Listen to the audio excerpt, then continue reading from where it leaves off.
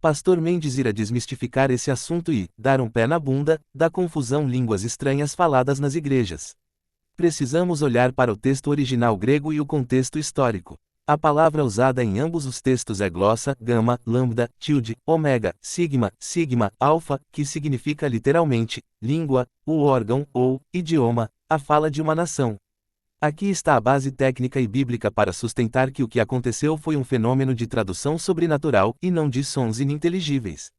1. Atos 2, o padrão de Pentecostes. Em Atos 2, não há espaço para dúvidas. O texto é explícito ao dizer que as pessoas de diversas nações ouviam os apóstolos em seus próprios idiomas nativos. O termo dialectos, em Atos 2 versos 6 e 2 versos 8, a Bíblia usa a palavra dialectos. De onde vem dialeto? A lista de nações. O texto lista partos, medos, elamitas, etc. Eles não ouviam um código místico, mas sim frases com gramática, sintaxe e vocabulário que eles reconheciam de suas terras natais. O propósito, o sinal servia para que a mensagem do Evangelho atravessasse a barreira linguística.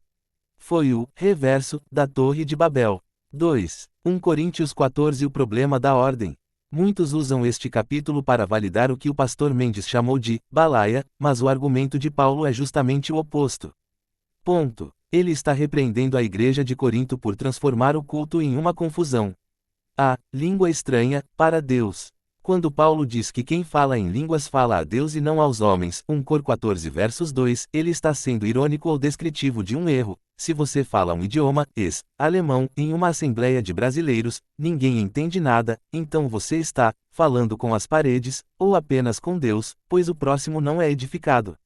A regra da interpretação. Paulo proíbe o uso dessas línguas se não houver intérprete. Por quê? Porque se for um idioma real, alguém pode traduzir. Se for apenas um som repetitivo sem estrutura linguística, como o ralabaxuria, não há o que traduzir, pois não há conteúdo alfabeto de letras. O versículo-chave, 1 Cor 14 versos 10. Há, por exemplo, tanta espécie de vozes no mundo, e nenhuma delas é sem significação. Paulo afirma que todo som emitido deve ter significado, semântica. 3. Glossolalia versus xenoglossia. Na teologia e na linguística, separamos o que vemos hoje do que vemos na Bíblia. 1. Xenoglossia, bíblico, falar um idioma estrangeiro existente sem nunca tê-lo estudado. Exemplo, alguém que nunca estudou mandarim passar a falar mandarim fluente. 2. Glossolalia, moderno, a emissão de sílabas repetitivas que não possuem estrutura de linguagem humana, sujeito, verbo, predicado. 4. O legado da mentira. Ao trazer isso para o estudo do pastor Mendes, o lado negativo dessa prática moderna é que ela cria uma falsa hierarquia espiritual. Quem fala se sente mais santo ou batizado. Quem não fala se sente inferior ou sem o Espírito Santo. Isso gera uma titralidade onde a pessoa é forçada a imitar sons para ser aceita no grupo social da igreja. Conclusão. Biblicamente, o dom de línguas era uma ferramenta de comunicação, não um transe emocional. Se não comunica uma mensagem clara que outra pessoa possa entender, ou traduzir, é apenas o que Paulo chamou de falar ao ar. Isso se encaixa na sua visão de que a regressão e a falta de entendimento têm afastado as pessoas da verdade original.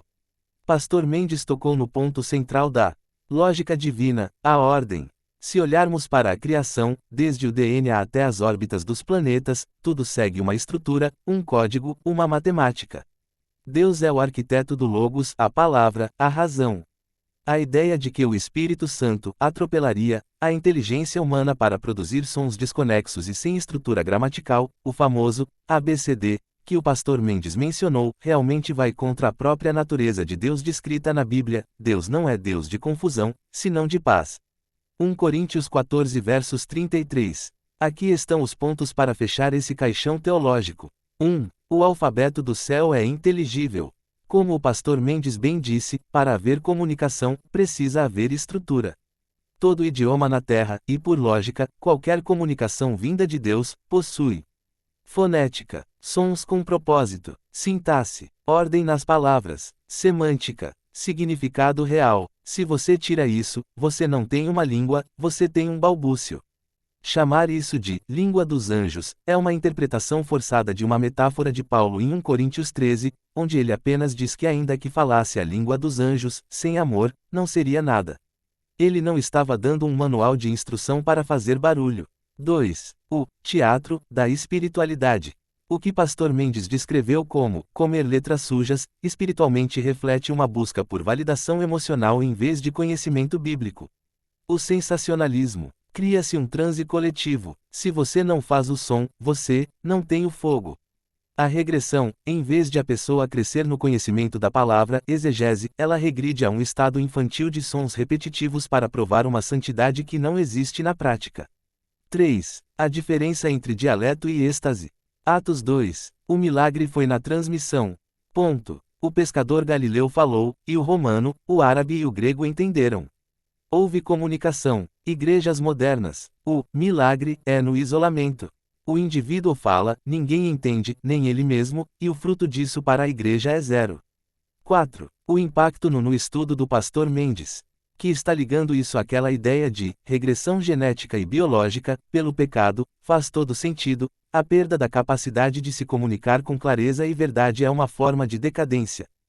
Ponto. A confusão de línguas foi um castigo em Babel, a clareza de idiomas foi a bênção em Pentecostes. O que vemos hoje em muitas igrejas parece ser um retorno voluntário a Babel. É uma questão de maturidade.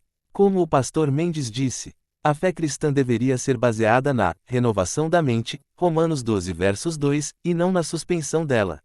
Pastor Mendes está apenas esclarecendo os erros cometidos há anos pelos evangélicos. Pastor Mendes.